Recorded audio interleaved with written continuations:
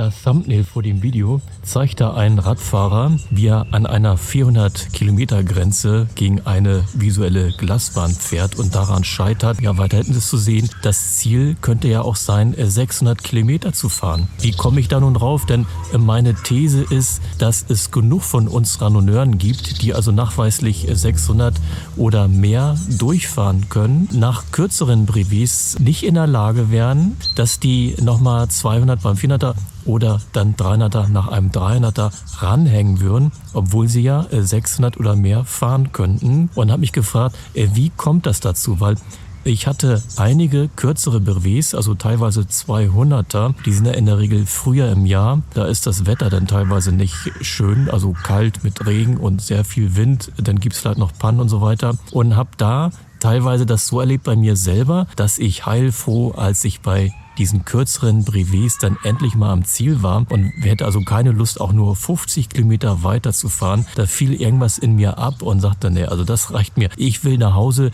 in die Dusche und aufs Sofa. Habe mich natürlich gefragt, warum ist das eigentlich so? Also man würde ja vielleicht sagen, okay, die kürzeren Brevets, die fährt man von Anfang an ein bisschen härter. Aber ja, so recht glauben kann ich es nicht, weil wir ja auch oft in Gruppen fahren, die sich ja irgendwie zusammensetzen und dann auch teilweise eine höhere Pace fahren. Bei den Langtourenden, also beim 600er dann, ähnlich meinetwegen wie vielleicht beim 400er und ja trotzdem ankommen. Also einfach nur, dass man sagt, man macht dann beim 600er, was ja der Fall ist in der Regel, man geht es langsamer an, macht längere Pausen, kann also nicht der alleinige Grund sein.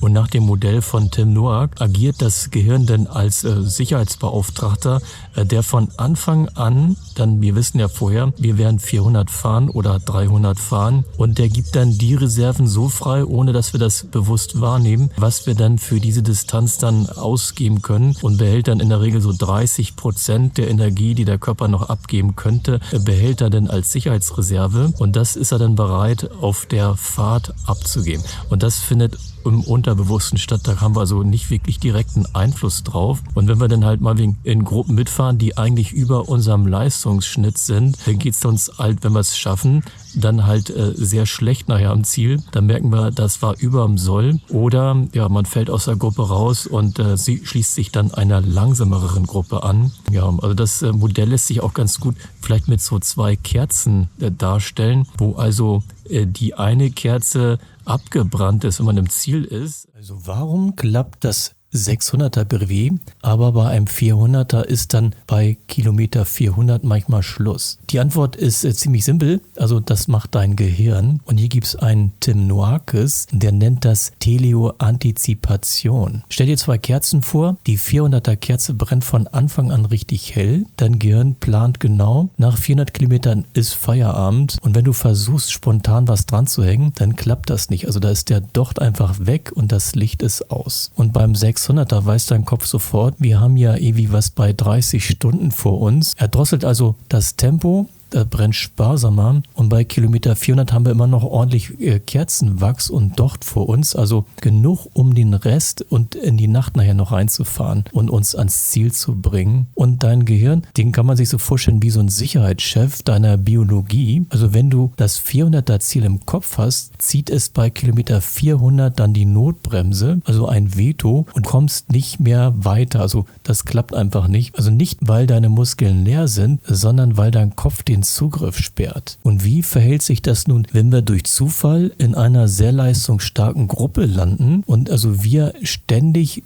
deutlich über dem fahren, was wir eigentlich normalerweise hergeben würden? Also einfach viel zu schnell und am Limit fahren über doch diese langen und vielen Kilometer. Und da kann ja diese Gruppe irgendwie zu einer Art sozialen Droge werden. Und die anderen ziehen dich über dein Limit und du leihst dir damit letzten Endes Energie. Aber dein Sicherheitschef im Kopf, der schläft ja nicht. Also wenn der Kredit aufgebraucht ist, dann zieht er definitiv den Stecker. Also das ist dann wahrscheinlich immer so, wenn ihr dann sagt, ne, ich fahre das nicht mehr mit, ich kann das nicht mehr, ich komme sonst nie ans Ziel, dann lasst ihr abreißen und dann suchen wir uns irgendwie eine andere Gruppe oder fahren das im Notfall allein. Also das Gehirn rettet dich dann. Ja? Irgendwie merken wir das ja, haben wir bestimmt alle schon mal gehabt oder die meisten zumindest. Also Fazit. Du scheiterst nicht am Training, du scheiterst also eher an deiner bewussten Kalkulation. Und ob du durchkommst, entscheidest du nicht auf der Strecke. Du entscheidest es beim Start, wenn du deinem Kopf sagst, wir machen heute keine 400, wir machen 600 am Stück. Und beim 400er wird das System dann bis zum Limit ausgereizt. Da werden also alle Energien, die dann bis auf diese 30% Sicherheitsreserve, wird dann alles verpulvert. Also Gehirn als Sicherungsbeauftragter oder Central Governor. Das ist also so Methode 1, was uns schützt dafür, dass wir das dann nicht weiter verlängern würden, wenn wir dann am Ziel angekommen sind. Und der zweite Grund ist der Stoffwechselmanagement. Also der 400er wird viel intensiver gefahren. Da wird also viel mehr Glykogen dann genutzt als im Fettstoffwechsel, dann die Fette heranzuziehen. Und das ist dann der Grund, dass wenn man dann wirklich am 400er Ende die ganzen Glykogenspeicher fast leer gefahren hat, dann lässt sich halt nicht so einfach vom Körper in den Fettstoffwechsel umschalten, um dann noch 200 Kilometer oder länger ranzuhängen. Und als dritter Grund ist der neuroendokrine Abschlusseffekt zu nennen. Das ist also der Parasympathikus-Shift. Also wenn wir unterwegs sind, ist ja vom vegetativen Nervensystem der Sympathikus am Laufen. Also wir sind ordentlich zugange. Der Körper, dem wird ordentlich Leistung abverlangt und wird über das Hirn und dieses vegetative Nervensystem dazu angehalten, das beizubehalten. Und wenn also irgendwie das Hirn merkt, jetzt ist das Schluss, also wir haben das Ziel erreicht und da muss es nicht weitergehen, dann schaltet der Körper relativ schnell um und wechselt in den parasympathischen Modus. Und genau, da wird halt von diesem ganzen, von der Energiebereitstellung, dass also die Muskeln auf Aktivität gepolt werden, genau umgekehrt umgeschaltet auf Regeneration und Erholung. Und das kann man sich vielleicht bildlich vorstellen wie ein riesiger Anker, der da runtergelassen wird. Und den kann man nicht einfach so wieder hochholen, um zu sagen, jetzt fahre ich doch nochmal 200 mehr Kilometer, obwohl ich schon ziemlich am Ende bin. Und genau, wir haben jetzt ja fast Mai-Ende. Die meisten 400er sind alle gefahren in den ganzen Standorten. Und übermorgen geht's dann auf den 600er.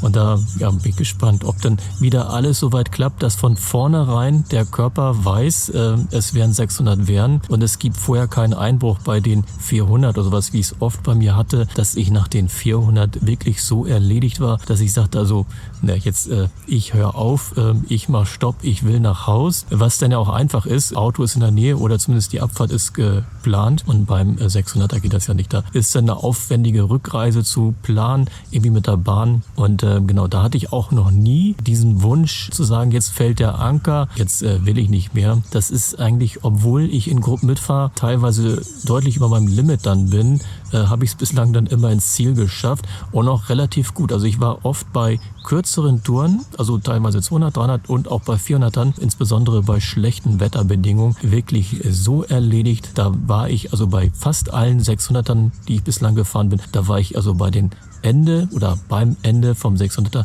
viel entspannter, viel erholter, also zumindest besser drauf als bei so einigen kurzen Brevets mit den schlechten Bedingungen halten. Ja, also ich wünsche euch allen, ich denke mal, die meisten haben jetzt den 600er dieses Wochenende oder die nächsten Wochenenden vor sich. Viel Spaß und vor allen Dingen viel Erfolg, dass ihr also mit viel Freude und Spaß unterwegs seid und alle gut und heile ankommt. Und mich würde interessieren, ob ihr das so ähnlich seht, dass ihr also schon oft genug Erlebnisse hattet, dass also kürzere Brevets für euch härter waren und ohne, dass ihr euch das vielleicht bewusst einteilt, dass dann die Langtouren komischerweise, obwohl sie hart sind, obwohl teilweise in Gruppen sehr schnell gefahren wird, ähnlich schnell wie beim 400er, das trotzdem gut geklappt hat und das dann ja irgendwie mental hauptsächlich geregelt wurde, dass ihr ankommt und zum Teil, wie es bei mir dann halt immer war, besser angekommen seid als bei kürzeren Brevets, zum Teil zumindest. Da meldet euch gern mal in den Kommentaren und euch viel Spaß jetzt bei den langen Brevets, wenn ihr sie fahrt.